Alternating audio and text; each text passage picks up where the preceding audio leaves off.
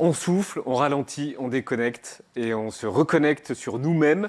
Mais comment on fait? Voici Natacha Andrews.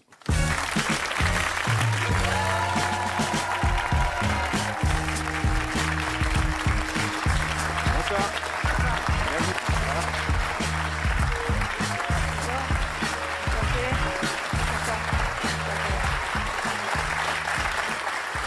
Bonsoir, bienvenue, ça va? Bonsoir, oui, ça va. Bon, voici une partie de l'équipe et voici le public. Vous êtes né à Brisbane, en Australie. Vous êtes arrivé à Paris à l'âge de 18 ans. Vous avez fait des études de langue et civilisation française à la Sorbonne. Puis vous avez suivi le cours Florent où vous rencontrez un certain Pierre N, qui va devenir votre compagnon et le père de vos deux filles, Lola et Billy.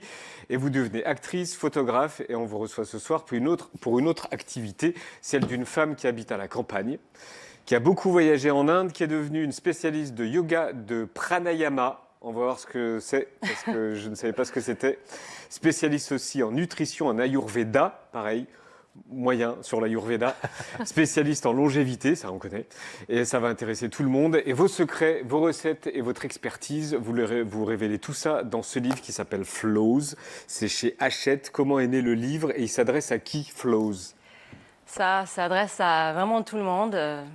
Les gens qui veulent vraiment ralentir, trouver plus du sens dans leur vie, avoir une santé vraiment vibrante et profiter de la vie. C'est quoi une santé vibrante? Ça veut dire une santé qui vit, on est vraiment au présent, on rayonne, on a de l'énergie, on a l'esprit clair. Alors, est-ce que vous avez toujours vécu cette vie connectée à la nature, à votre corps, à votre esprit, ou est-ce qu'il y a eu un déclic? Alors, j'ai grandi en Australie, donc j'étais vraiment dans le cœur de la nature. Un peu les clichés, j'avais les kangourous qui se battaient devant chez moi. Pour de vrai? Pour du vrai. La première fois que j'ai emmené Pierre N en Australie, on a dormi carrément avec les serpents. Il y avait des bruits très bizarres et le matin, on a appris que c'était deux pitons en train de... Il avait pas... En train de quoi? De se reproduire. Ah, d'accord. Il n'a pas eu peur, Pierre N, des serpents? Il faut lui demander, mais je pense qu'un petit peu quand même, ouais. Et vous n'avez pas peur des serpents, vous? Non, non, ça va. Ok, cool. Ouais, c'est un peu la norme chez moi. Alors, on va commencer dans le dur. Page 40. Ok. 2 pages sur la routine matinale de base et vous évoquez une routine. Vous évoquez directement un brossage du corps à sec. Brossage du corps à sec avec une brosse à poils dure. Oui. Est-ce qu'on est vraiment obligé? On n'est jamais obligé, non. Non, mais c'est votre conseil. Mais c'est pas mal. On commence par les pieds. C'est ça, on commence par le bas et on remonte vers le haut du corps. Et en fait, ça réveille le lymphe. Ça enlève toutes les cellules mortes, ça réveille la digestion. Donc, on est hyper énergisé après. On a la peau qui glow. Si ça t'intéresse. De haut en bas. C'est ça, exactement. Le visage aussi.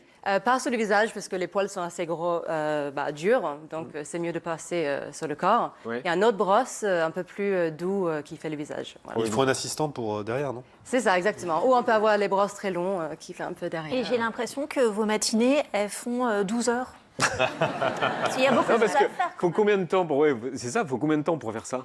La routine matinale, vraiment, on peut le faire en 10 minutes. Oui, Étienne et moi, 5. 5 minutes, Pour les voilà. plus petits. 10 minutes, c'est la durée du massage à l'huile de la bouche qu'on fait après le brossage à sec. Non, on peut faire tout en même temps. On fait le brossage, l'huile en même temps, comme ça, on accumule un peu la routine matinale. Parce que voilà, tout le monde n'a pas 12 heures à se consacrer, mais en 10 minutes, ça se fait, ouais. Alors, on va prendre des mots ou des notions présentes dans le livre, mais que les profanes ne connaissent pas ou peu, et vous allez nous expliquer très rapidement ce que c'est. Ils vont s'afficher derrière. Que veut dire holistique, par exemple? Parce que holistique, on l'entend souvent dans des hôtels, on dit ouais, holistique, un massage holistique, tout ça. Ça veut dire quoi en vrai? Alors, l'holistique, en fait, ça prend en compte tout. C'est pas juste ce qu'on mange, c'est comment on dort, c'est le stress. C'est une philosophie de vie? C'est une philosophie de vie, mais c'est aussi la nutrition, en fait. C'est comment on prend soin de notre santé dans une façon holistique. Donc, on ne pense pas juste à ce qui est sur l'assiette, on pense à comment on dort, comment on se réveille, notre entourage, notre spiritualité. C'est quelque chose de très global. holistique. C'est global, c'est la santé globale, exactement. Qu'est-ce que la pleine conscience et comment on y parvient? Alors, la pleine conscience, c'est vraiment de se ramener au présent. Donc, c'est trouver quelque chose, une routine qui nous ramène le plus vite, le plus clairement possible au centre. Oups. Et voilà, pour pouvoir... Vous m'avez donné une pleine conscience dans l'oreille. Excusez-moi. Pardon. Donc, grave. du coup, voilà, donc c'est vraiment de... Mais comment on fait? Alors, donc, tout ce qui est dans le livre, en fait, je propose vraiment des pratiques courtes de 10 à 40 minutes avec les respirations, les pratiques de yoga, mais c'est aussi le contact avec la nature, c'est comment on mange, comment on cuisine. Et le pranayama, Oui. par exemple, Oui. c'est quoi? Bah, est-ce que tu veux faire un exercice? Oui, on a Oui, on veut. Ah, on le fait tous. On le fait tous. On peut tous le faire. Ouais, bah, je propose même tout le plateau. Bah oui. Allez. Alors, j'espère que tout le monde est à jeun. Parce qu'il faut le faire à jeun. Non, pour le pranayama, c'est quelque chose de pratiquer vraiment tout le temps. C'est D'accord. possible, Bah, moi, j'étais à tout le jeun, long de la justement, journée. j'avais attendu. Mais Tu dois avoir très faim. non, c'est pas vrai. Alors, allez-y, on fait Alors, comment? donc, je vous propose, tout le monde, de fermer les yeux, de croiser les jambes s'ils sont croisés, les mains sur les genoux, tout simple. Et ensuite, fermer la bouche. Et on va respirer qu'avec le nez. C'est la respiration nasale qui compte ici. Moi, je suis enrhumé. Oh, t'as toujours un pied qui roule, toi. Et essayer de vraiment se calmer et pas parler. C'est un peu difficile, je sais, mais fermer les yeux et commencer à sentir la respiration rentrer par les narines. Et ensuite, partir par les narines. Et ensuite, vous allez inspirer pour 1, 2, 3, 4, 5. Et ensuite, expirer pour 7, 6, 5, 4, 3, 2, 1. Et sentez vraiment la respiration dans le corps qui vous calme. Continuez comme ça. Écoutez le silence. C'est de la méditation. Non, c'est vraiment la respiration. Ça, c'est pranayama. Et ensuite, tout doucement, vous pouvez ouvrir les yeux. Et vous allez sentir peut-être que votre esprit est plus calme, peut-être, Oui. voilà. En fait, ça calme vraiment l'esprit, ça nous aide à se ramener vers la pleine conscience qui est vraiment la présence. Donc, par exemple, Pierre, ça fait un petit moment qu'on est ensemble, Pierre N. Pierre N. Et par exemple, quand il était à l'époque d'Yves Saint Laurent, je voyais qu'il avait beaucoup de stress devant lui. Il avait besoin d'un outil pour vraiment se calmer face Il à faisait ça. ça. Et je lui ai appris ça. Et il n'y a pas très longtemps, je lui ai rendu visite sur le plateau de Monte Cristo. Et je lui ai surpris en train de faire le même exercice. Donc, c'est vraiment quelque chose qui l'accompagne, qui aide vraiment dans les moments stressants, un peu difficiles, à se poser, se ramener, se calmer. C'est très efficace. Donc, le pranayama validé par Pierre N. Le principe de l'Ayurveda, c'est quoi? Donc l'Ayurveda aussi, c'est le santé holistique. C'est vraiment le santé global qui réunit justement le pranayama, le yoga. C'est quelque chose de millénaire, ça date de 3000 ans. Et en fait, c'est encore une fois le santé holistique en fait. Donc ça prend en compte les plantes, la nature, les saisons, dans tout ce que je parle dans mon livre. Et en fait, l'idée, c'est de se soigner avec les plantes, ce qu'on mange, les pratiques millénaires comme le pranayama, le yoga, etc. Et tous les conseils sont aussi là-dedans. Oui, complètement. Votre posture de yoga préférée, c'est laquelle? Bah, Alors, les sûr, pages sur le yoga sont vachement bien. Merci. C'est laquelle, votre préf? Parce que tu vas le faire, je vais te faire un petit cours de yoga là aussi. Donc, si tu veux, on commence. Ah, je sais faire le pigeon. Le pigeon, c'est quoi le pigeon? Je connais pas le pigeon. Le pigeon, vous connaissez pas le Non, pigeon? c'est quoi? Enfin, Allez! vous connaissez pas le pigeon? Bah après, il faut être par Le terre, lotus, sur un tapis. Ah oui, devant, comme ça, on se détend tout le dos. Voilà, c'est ça, pour le dos comme ça. Et puis là, D'accord. le pigeon, quoi. Pas mal, pas mal. Et vous, c'est quoi, vous? J'aime bien la posture sur la tête et aussi le lotus, Padmasana. Là, c'est un pratique court parce qu'en fait, chaque saison, je propose une pratique courte. Oui.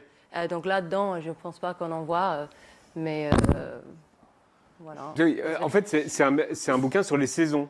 Oui, c'est ça. Ça. Oui. En fait, chaque chapitre est consacré à une saison. Donc, on propose les choses à manger différemment parce qu'évidemment, les produits changent par saison. Et aussi les pratiques. Donc, on ne mange pas pareil, on ne fait pas les mêmes Oui. pratiques. Et ça invite aussi à se ramener vers la nature, se ralentir. Et on change aussi les rituels de beauté aussi qui sont adaptés à les saisons. Et par exemple, là, on rentre dans l'hiver et vous donnez donc 1000 conseils, un flot de yoga pour l'hiver, des recettes, des exercices de respiration.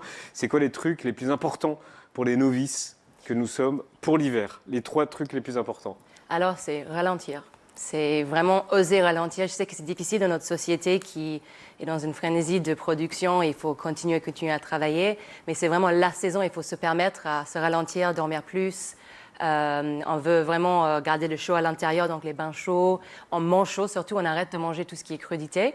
Les tisanes, c'est le moment aussi de vraiment s'aimer des idées, genre commencer à rêver de nos projets pour le printemps, par exemple. Est-ce qu'il est conseillé de se balader tout nu ou toute nue dans la neige, comme vous le faites dans le livre?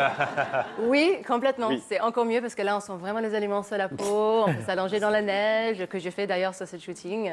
Mais vous chopez pas la crève? Non, justement, c'est faux, ce truc, c'est vraiment faux.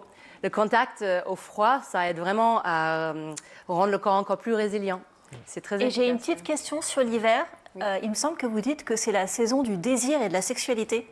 Oui, en fait, on est lié à le chakra de Swadhisthana, donc ça existe ici. Et en fait, c'est le chakra de la fertilité et la créativité. Donc c'est un peu la saison où c'est effectivement lié à notre flow un peu plus sensuel. En parlant de ça, on va prendre des nouvelles d'un homme important dans votre vie. Oh là là. What would you do if it Keren. all came back to you? Justement, c'est là où on a chuté. C'est à cet endroit? C'est ça. D'accord, c'est ce que je me C'est demandais. magnifique, c'est C'est où? incroyable. Alors, c'est en Auvergne et Ouais. c'est un bureau qui était vraiment construit pour s'occuper des animaux, les moutons et faire du fromage. Et on est vraiment. Il n'y a pas d'électricité. On vit à la lumière des bougies, des feux. C'est extraordinaire. J'ai vécu un moment incroyable. Et c'est vous qui l'avez marabouté? Non. Non. Comment Je il n'aime est? pas ce mot, ça veut dire quoi? C'est vous qui l'avez. Oui, Convaincu, ouais. c'est vous qui lui avez appris tout ça? Ou, qui lui a fait À aller s'échapper. là-bas? Oui, c'est ça, à s'échapper là-bas. Je pense que je dois faire peut-être un petit peu partie, oui. Oui. En février dernier, il nous a parlé de vous, il était ici. On lui posait la question d'une carrière américaine et de la nécessité de bien parler la langue anglaise. Oui. Il nous a répondu ça. J'ai pris de l'avance en prenant une femme australienne. Donc ça m'a vraiment permis de gagner quelques années sur le côté coaching. Parce que les engueulades en anglais, figurez-vous que ça vous fait faire des progrès. Parce que tu cherches vraiment ce que tu veux dire. Tu veux vraiment dire ton truc. Vous engueulez qu'en anglais? Pardon? Vous vous engueulez qu'en anglais? Moi, j'engueule en anglais, ouais. Et jamais en français? Si, les deux, mais c'est vrai que voilà, c'est ma langue natale, donc voilà, c'est plus viscéral. Là. Comment va Neroli? Neroli, elle va bien, il va bien. Elle est C'est un mâle ou une femelle? C'est un mâle. C'est un mâle. C'est un petit nain qui est devenu une Oui. star des réseaux sociaux. Oui. Il est tellement mignon. Il est grand comme un chien. C'est vrai, il reste comme ça, il est grand comme un chien. Et d'ailleurs, même s'ils sont trop mignons, et c'est génial qu'ils ont devenu un peu les stars des réseaux, mais on a vraiment pris ces animaux-là aussi pour se connecter à la biodiversité. En fait, je ne sais pas si vous savez, mais les ânes, les ânes en particulier, sont très, très sensibles. Donc, on a un vrai contact avec eux. Et d'ailleurs, pour cette saison-là, l'automne, c'est super de connecter à l'énergie terrestre des animaux, de leur stabilité. Je passe des super moments avec eux. Vraiment, ils sont vraiment super. Et vous donnez plein de mantras dans le livre. Le plus important pour vous, c'est lequel? Je ne pourrais pas décider. Je pense que c'est un peu dur de décider entre elles. En fait, je propose un mantra par saison que je trouve est vraiment aligné avec les saisons. Je pense que pour quelqu'un qui n'a pas l'habitude de chanter les mantras, qui ne connaît pas, je dirais Om, parce que c'est vraiment le the Bija mantra. Donc, c'est en son graine. Voilà, bravo. Et en fait, c'est vraiment la vibration universelle. Et en chantant ça, du coup, on se connecte vraiment à notre pleine conscience et les vibrations universelles. Et ça crée les vibrations dans le corps, qui crée de l'oxyde nitrite, qui augmente l'immunité aussi, qui oxygène nos cellules. Donc, il y a un côté très physiologique avec les mantras aussi. Et vous avez dit le mot aligné aussi, qui est un mot qu'on prononce souvent en faisant ça. Tu es aligné? J'en sais rien, justement. J'allais vous demander comment on sait qu'on est aligné. L'alignement, pour moi, je trouve que c'est quand on se sent vraiment centré et près de soi, qu'on est au présent, qu'on n'est pas dans nos pensées, qu'on arrive à profiter du moment présent. Parce que je trouve que quand on est centré, on arrive vraiment à prendre des bonnes décisions, à vraiment être dans la vie. Donc pour moi, c'est ça. Et je trouve que c'est avec des pratiques comme le yoga, le pranayama, de bien manger et tout ça, ça nous ramène vraiment le plus finement, le plus vite vers notre centre. Et plein d'autres choses donc, dans le livre, qui est très beau aussi, Merci. qui s'appelle Flows de Natasha Andrews.